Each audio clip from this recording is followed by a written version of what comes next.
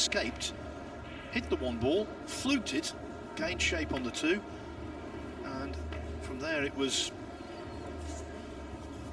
not plain sailing, but the tide radically turned. And he's got to draw the ball back for the 6 in the side. Shouldn't be a problem. Well, that one really came back easily. He has a little angle to go to the rail, so in prime position here to take the first rack. And like I said earlier, the best break I've seen from Yapp the entire day.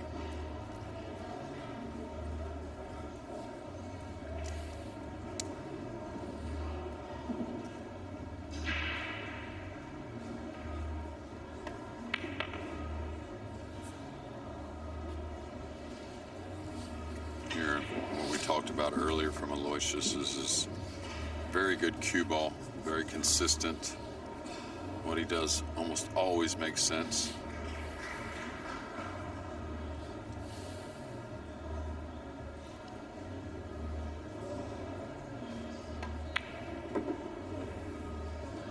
I thought, and I don't know whether you agree, Jeremy, I thought he played slower than normal this afternoon. The pace now, it's not lightning quick, of course it isn't, but I think it's a little quicker than it was by and large against Melling.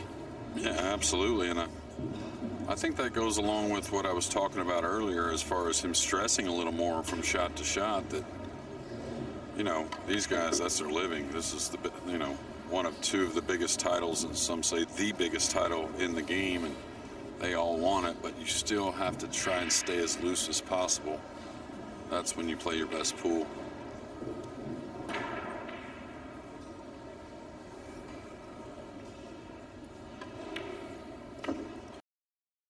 Distinctive way of lining a jump shot up.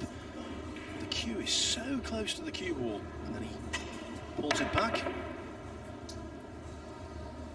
Pretty good effort there, and another reason why Shane passed it. Not many balls down there to really get a roll and maybe get a snooker off of a miss, something like that. Great effort, but just difficult when you have to go to the air.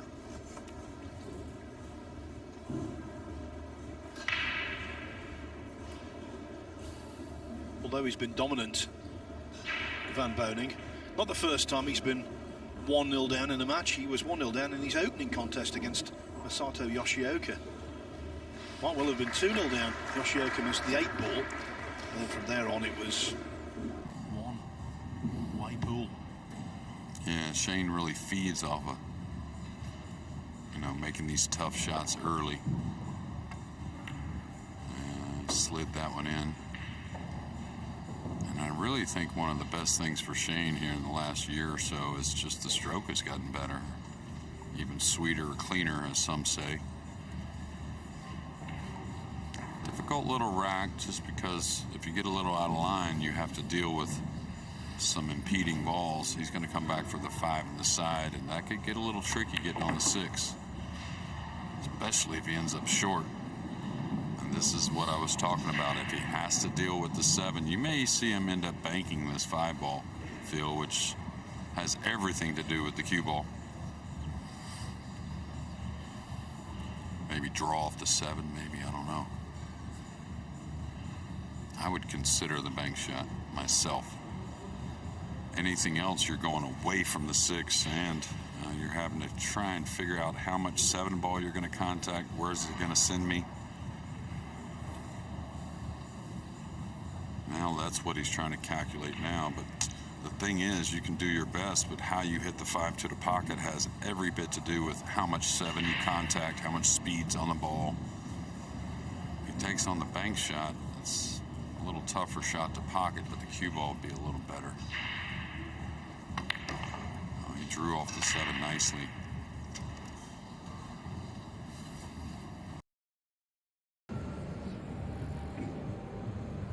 And the 5's got to go towards the 9 and the 8 and all that, so probably a little draw stroke here. Maybe a light one going forward and trying to play the 5 in the opposite corner. Yeah, now the 9's got the pocket covered up. He'll swing at that combo, though. I'm not sure what he was really trying, maybe to hold the 5 on the bottom rail, but that was going to be always a difficult play for sure.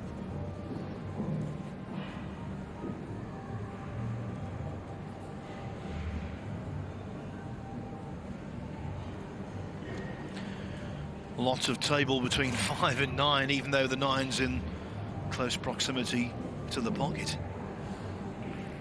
Well, the thing is, it's the type of shot you're not going to roll most of the time anyways. If you're a little closer to the 5 ball, you may, but so the 9's still got to be hit pretty pure.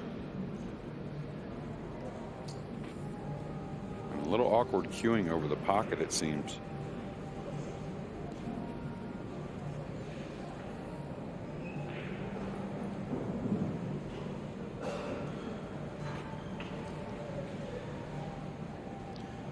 We saw this quite often against Melling this afternoon, when he wasn't quite sure, wasn't scared to back away.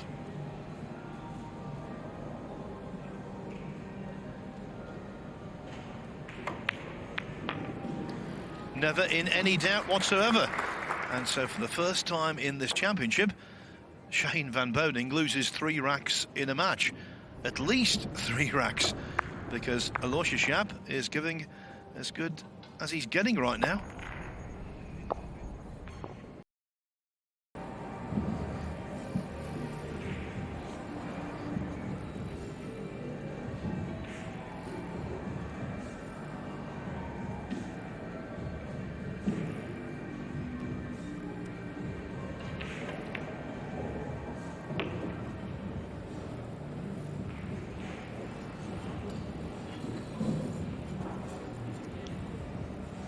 Got to check the speed here as he comes to the 8, making sure he doesn't get straight in.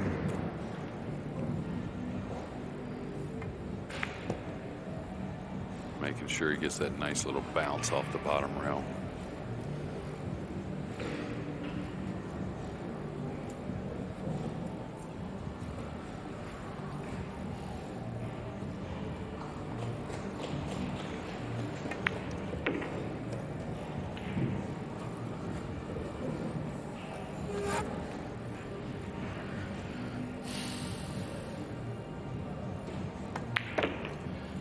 These are worrying times for the big man on campus. Shane Van Boening, the title holder. His grip on that trophy, is it starting to slip, I wonder? Aloysius Yapp, 5-2 up, almost halfway to victory.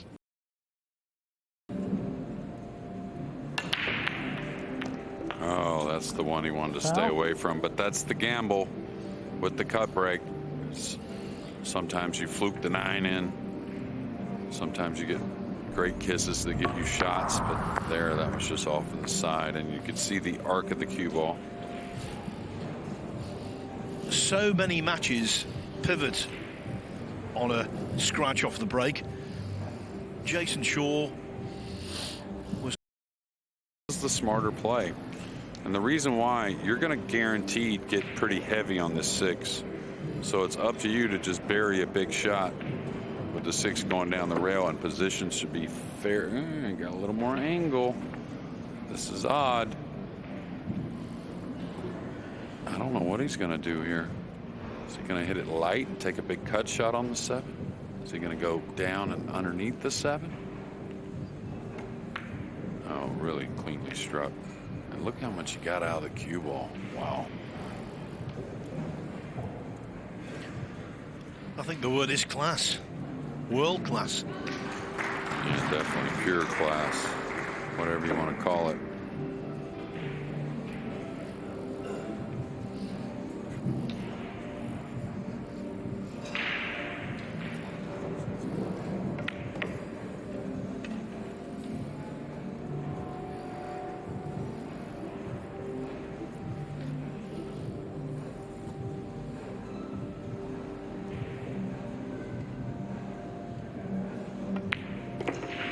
Scratching against Shane Van Boening is not recommended. And then go ahead and get down and go through his process.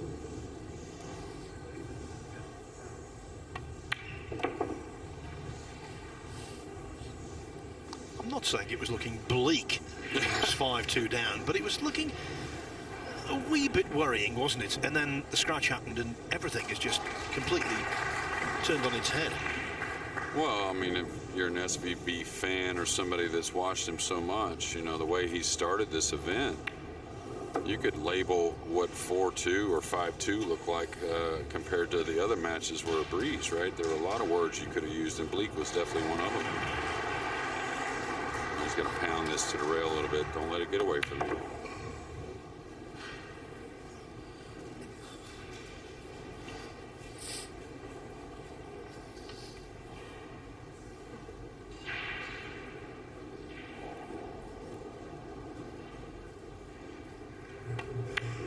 Oof. That's that quick backswing that comes in every now and again. Almost had him overcut that ball. And I'll tell you, one thing I think Shane has more of than ever is more resolve. Wojciech, chef check, but he's got to hold his head high. You know, that score line isn't what he wanted, but it was just one heck of a match from Wang.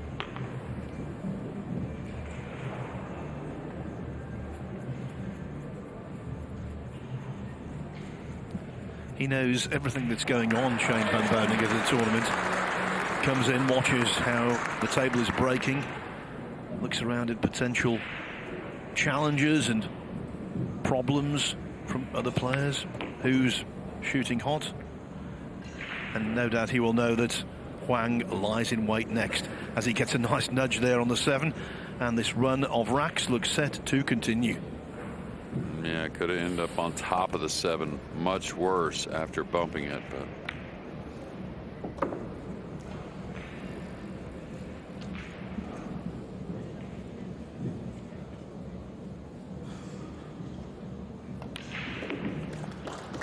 it's 6 of the best from Shane Van Boening.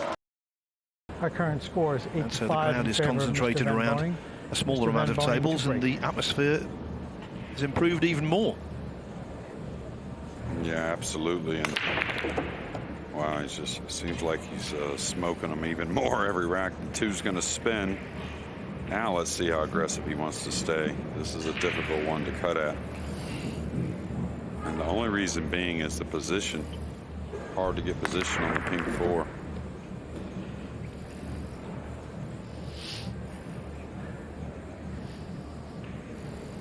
Could flick it in with a hair left trying to contact the 4, but I think that makes the 2 very missable. If he wanted to go offensive here, it'd like to be a straight ball. Well, look at this. He's going. He may be sizing it up. Yeah, that's what I was going to say. That he does that a lot. He'll get down to feel the line. Does he like it?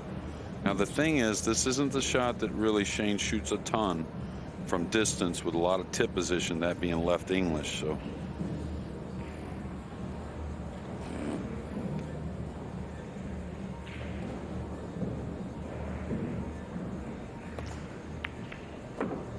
he did catch the 4, but caught the foul. Yeah, had to turn it loose, and we'll see what Yapp can do.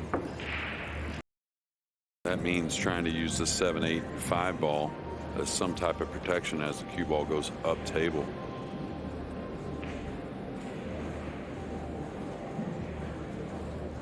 He's been engaged in this kind of pool combat for over 5 hours now today. Aloysius Yapp. He came back from 6-3 down to beat Chris Melling. 8-5 down in this one. Yeah, it looks to me he could get the 2 underneath the 8. That's the one that agrees, it looks like. Oh, he caught it thick. So Shane, as aggressive as he's been, is not going to be offense here, but happy to be to the table what looks like some control.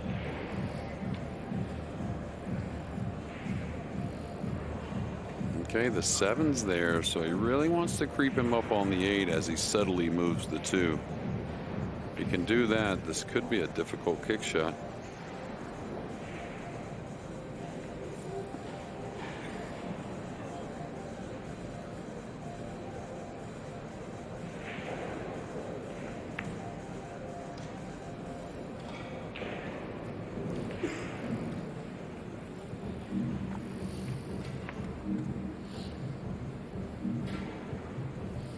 Yeah, he's going to try and knock this in that upper right corner. He's supposed to go at this.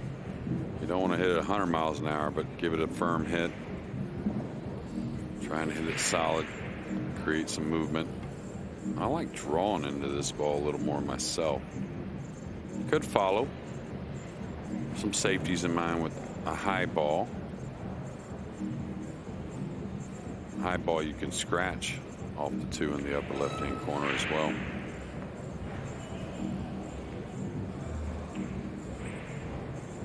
Daniel Mascio has finally won that 16th game and tied that match at 8 apiece. All kinds of drama here in the first stage of the final 32. Yeah, Aushin now back on level terms.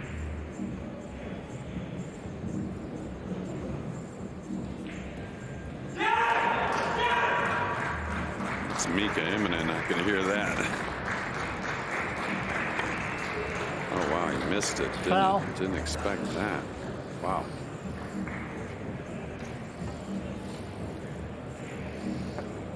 A shout of triumph, and you wouldn't have blamed Yapp for shouting in exasperation there. That's the last thing he wanted. The last thing I expected really was to miss the kick. Very solid usually in that department.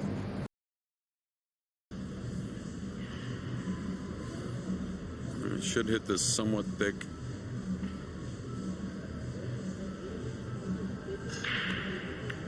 Like that. Needs to go a little bit. It's got to go. Yeah, there you have it. But you see how he played the 6 2 rails thick. That way it got away from the pocket just in case he didn't get the snooker. And he certainly didn't want to leave an easy jump. Now Yapp, who last time in this position missed a kick shot we didn't expect. I think the kick shot's still to play. 2 rails here. Left long rail, top rail coming across the 6. All kinds of good things can happen. This is compelling viewing, it really is.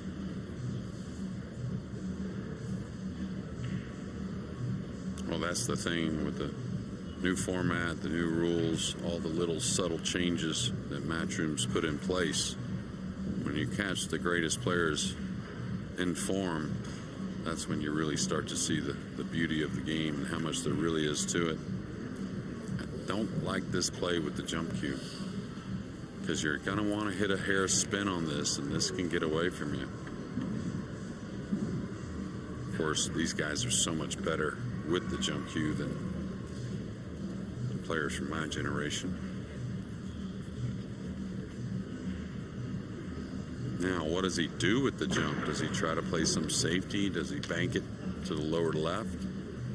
The kick shot lays real nice to come 2 rails across it, and you know, you could get the cue ball snookered up by the 7-8.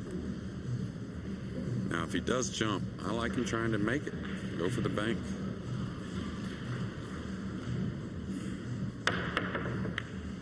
He may fluke something. He may fluke something. He's left enough pocket. We'll see if Shane can get it down. Natural position coming across. He was watching intently, and when the balls came to rest, head just dropped. Yeah, when you're close to the balls and you're going far away, easy to miss hit the ball a little bit and then it curves. He definitely didn't want to come in from behind on that 6. Shane doesn't want to contact the 7 here. Really doesn't. That could make position from the 7 to the 8 a little awkward.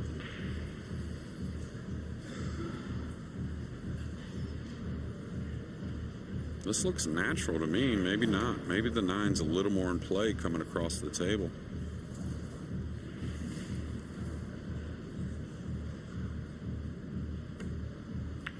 No, that was clean. That was clean.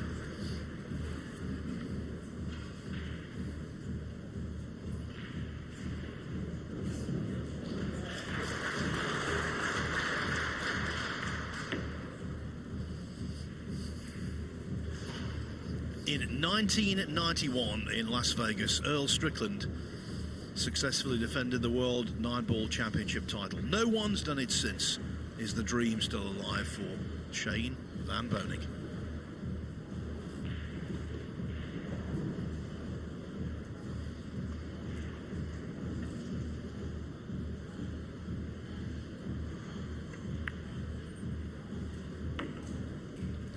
using all of the pocket. And Yapp now knows his fate. If he misses this 9-ball, it would be astonishing.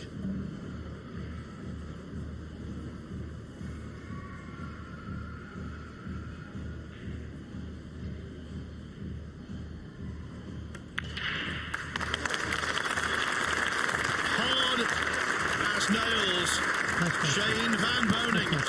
He was 8-5 up, but then he was 9-8 down in some form of trouble. But boy, did he produce when he needed it. It should hit this somewhat thick.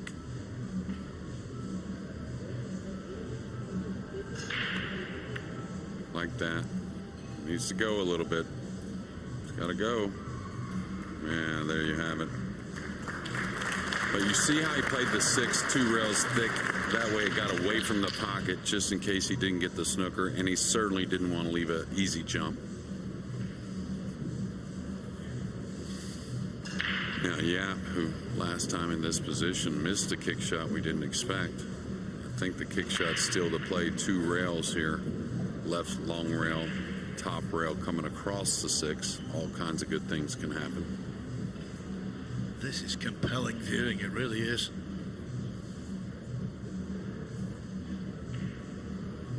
Well, that's the thing with the new format, the new rules, all the little subtle changes that Matchroom's put in place.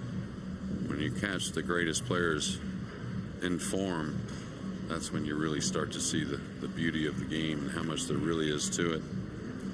I don't like this play with the jump cue, because you're going to want to hit a hair spin on this, and this can get away from you. Of course, these guys are so much better with the jump cue than the players from my generation. Now, what does he do with the jump? Does he try to play some safety? Does he bank it to the lower left? The kick shot lays real nice to come 2 rails across it, and you know, you could get the cue ball snookered up by the 7-8. Now, if he does jump, I like him trying to make it. Go for the bank.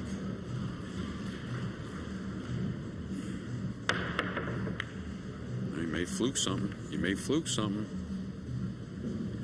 He's left enough pocket. We'll see if Shane can get it down. Natural position coming across. He was watching intently, and when the balls came to rest, head just dropped.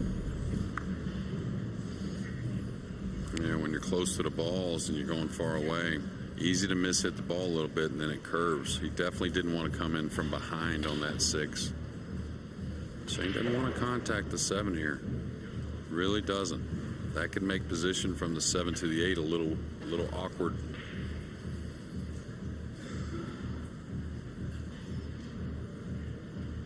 This looks natural to me. Maybe not. Maybe the 9's a little more in play coming across the table.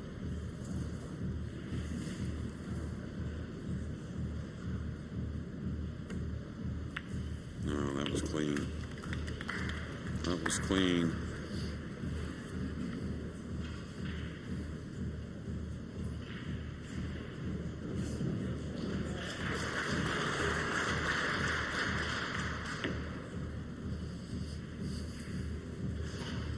In 1991 in Las Vegas, Earl Strickland successfully defended the World 9-ball Championship title. No one's done it since. Is the dream still alive for Shane Van Boening?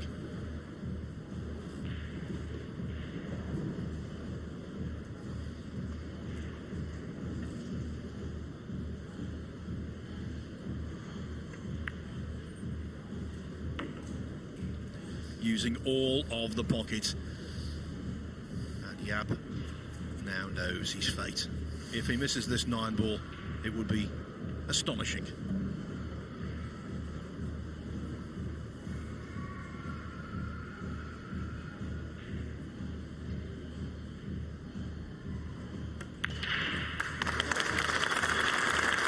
Hard as nails, Shane Van Boening.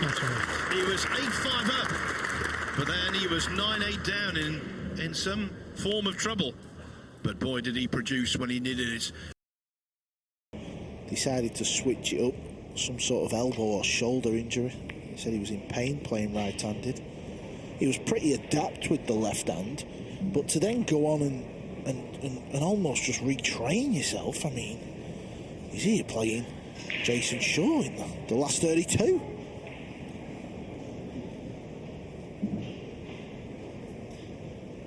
You make the last 32 of the World Snooker Championship. You're playing at the legendary Crucible Theatre in Sheffield. And that's what John Morra's dad, Mario, did back in 1984. Qualified to get to the mecca of snooker.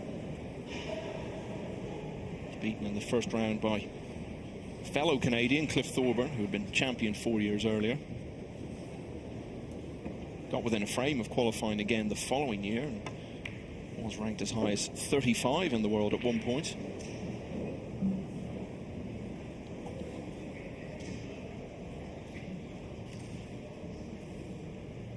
Mario Morra, after that, went on to do quite a bit in the world of pool, which his son is now carrying on.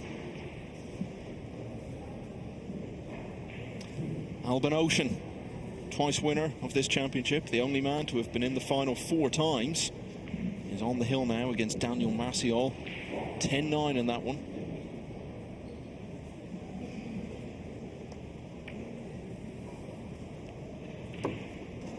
Winner will play Mateusz Sniugocki in the last 16 tomorrow.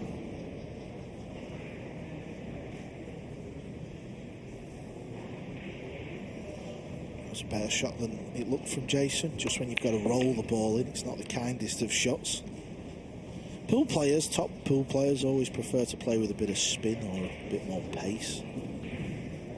So whenever you've got that kind of dead roll shot, it's always a little scary.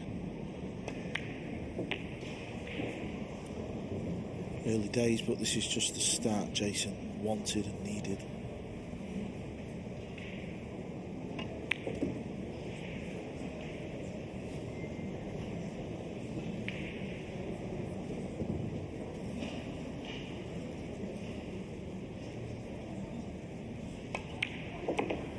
Sure. That's the first foul. He did hit the lowest numbered ball on the table there, but only just, and slid off it into the side pocket. So great chance for Shaw to lead here for the second time. Yeah, John was just trying to hit the bottom side of the 3 there and get some distance. So this is give Jayson, well, an easy finish now. It seems to have been a bit of a slow start for both players, yet to catch fire.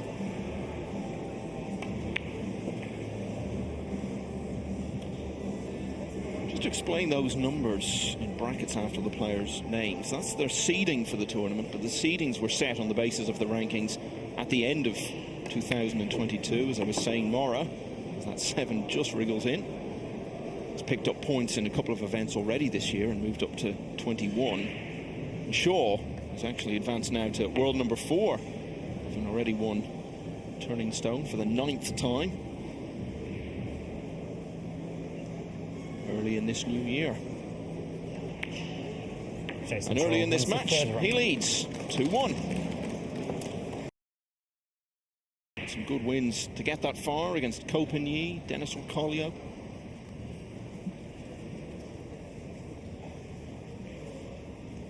Be disappointed with that positional shot though, won't he?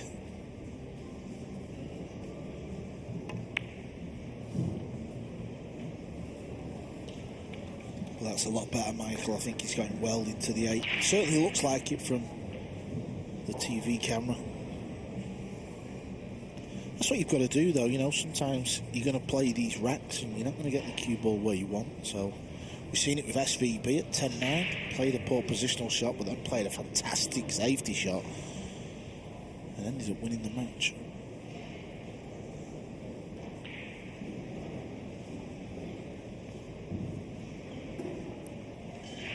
Is there a little gap in between the 8 and that 9? If there is, that's going to make hitting the 5 a lot easier. May go one rail and try and pocket the 5 in the right centre.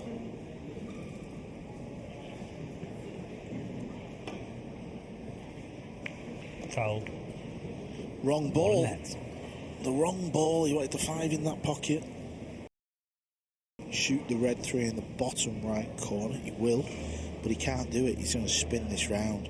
This is always a nice shot when it comes off. Watch the cue ball. Spinning it round 3 rails, playing for the red in the right centre. But he's missed the pot. Here's the cue ball for that 3, but he's missed the blue. Well, you saw that stat there, that only one rack has been won by the breaking player after that miss. That fact may remain.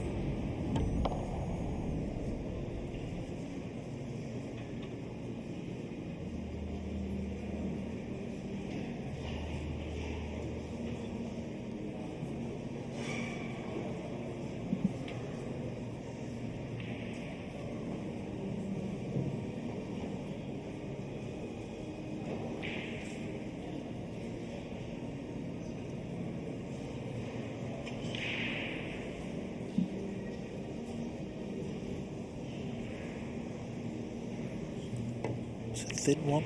Oh, it's a good pot though. It really is. Position's not bad either. Look at that, hampered as well. Super thin. Great shot though.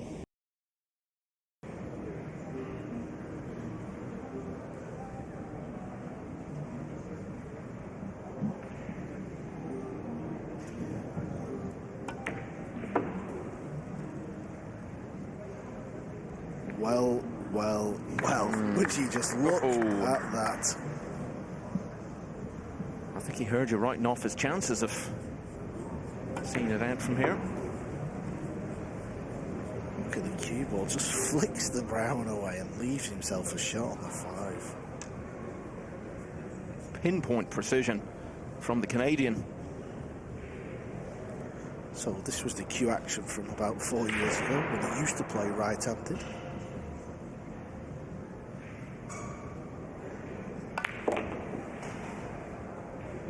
Oh dear, it hasn't served him well there. John Morra, this is his 5th breaking rack. He hasn't won any of the previous 4. Doesn't look likely to win this one now.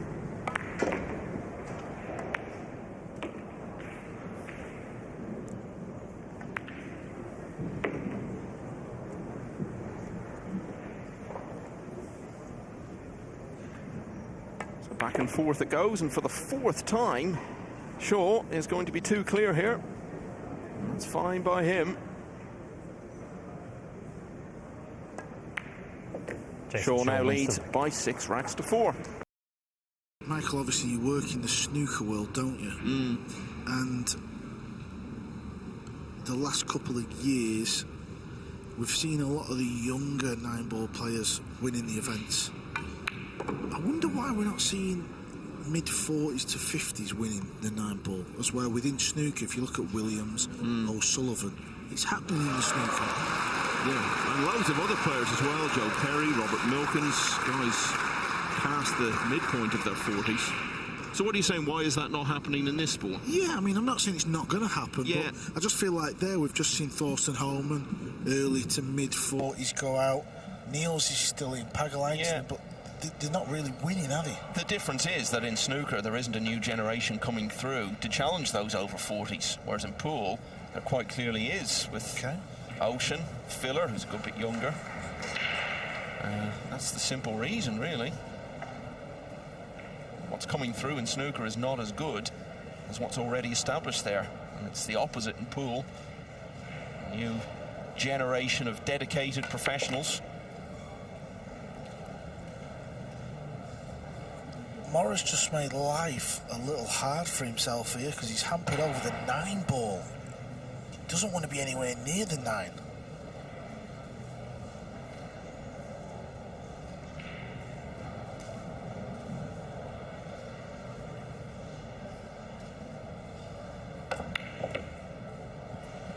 Past the test though, jacked up.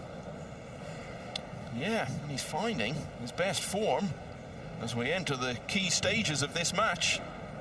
A match in which he now leads for the first time. John Morra. from 6-4 down, has won 3 on the bounce. He leads Jayson Shaw 7-6.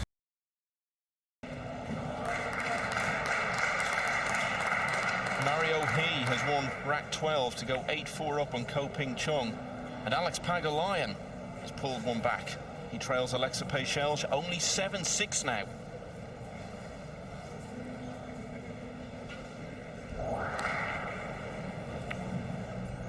Actually didn't miss by much. We've seen a lot of balls going up the long rail that shouldn't go in falling. Oh, where's the cue ball? What's Shaw done here? Oh no, it's all going wrong here for Jayson Shaw. What a shocker. He should be nowhere near the side pocket.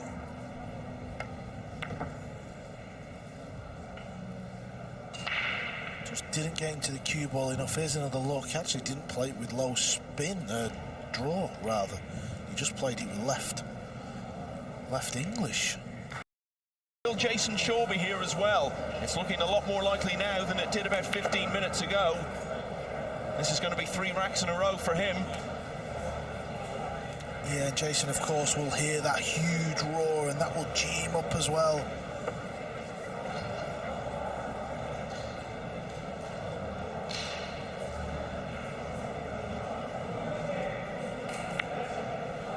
We're seeing the best quality from both of them towards the end of the contest. Shaw back in front for the first time since it was 6-5. But he could also bounce the 2-ball back up table and try and get the cue ball in behind the 3. I don't blame him for going for this though. As well as I don't blame him for playing safe. Yeah, he's played safe. Oh, but that's not safe. Ball in net. What a mistake. Yeah, that is not good, is it? Not good at all. Let's have a look at this. Oh, straight in the pocket. I don't like to use the word careless about some of the best players in the world, but I think clumsy seems appropriate.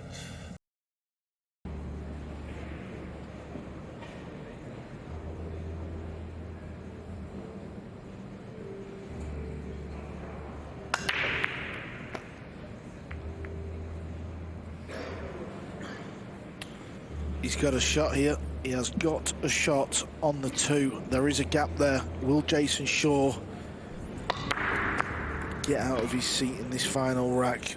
But it's the first chance to the Canadian. Can he close the match out? Can he get on the 3-ball? Well, it actually looks tight from that angle. Can he even pot that ball?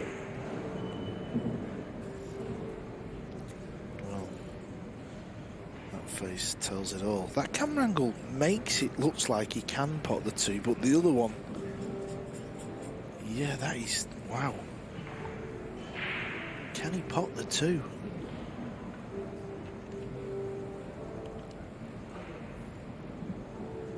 Well, JJ sat behind me. He thinks he can. It's good enough for me.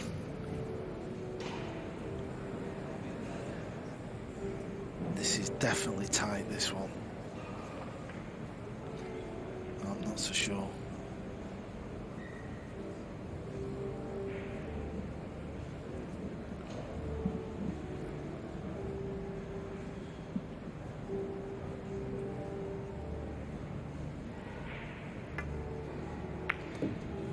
Yeah, he could. And the cue ball's coming around good. This has turned into a really good chance now for John Morra. All the balls are there. This is a case of just holding yourself together. The purple 5 to the green 6 is going to be key, but he can get on the 5 wherever he wants, really, because of where the pink 4 is. It is predominantly a test of nerve and composure at this stage. And all the signs from recent racks have been very encouraging in that regard for the Canadian.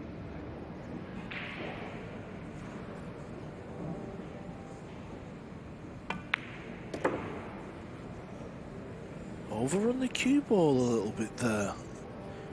Now he's got to just play this into a blind side pocket. Cue ball's going to be travelling round, so that's going to be making the position a little more dangerous. And this should have just been a couple of stop shots to get to the 5, really.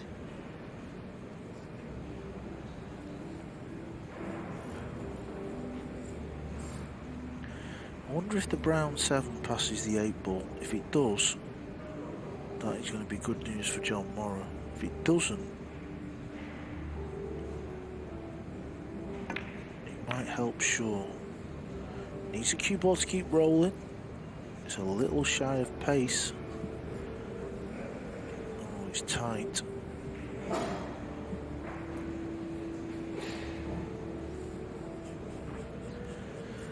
Not ideal, the cue ball here though, because he's coming away. He can't really get back down on that side. He's going to play a couple of rails here.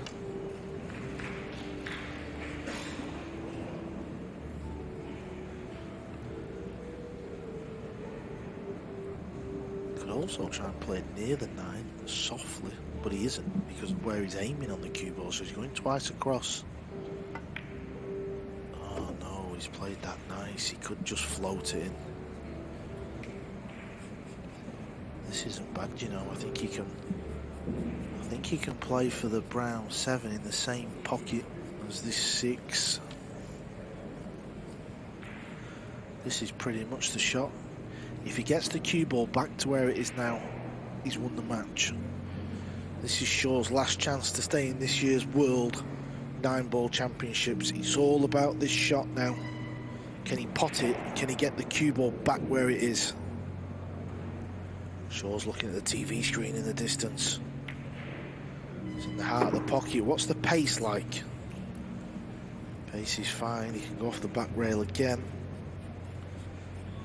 Jayson Shaw is definitely good enough to be world champion, but it looks as though he's going to have to wait until 2024 for another chance to prove it. He's 3 balls away from going down in a hill finish at the last 32 stage for the 2nd year in a row.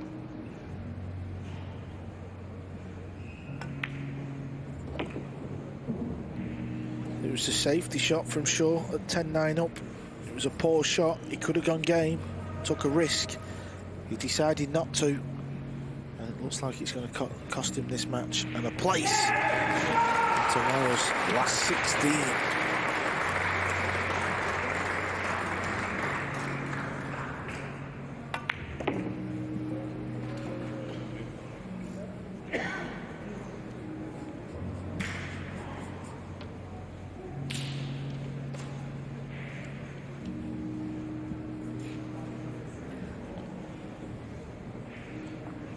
So it's this 9 ball to qualify for tomorrow's final 16.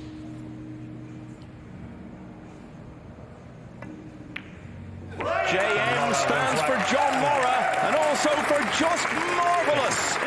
He was 6-4 down, he went 8-6 up, he later trailed 10-8. But has showed wonderful nerve and composure to take the last 3 and end the hopes of Jayson Shaw, the last remaining British player. Morra the winner, 11-10. What a day 3. What a weekend we have to come.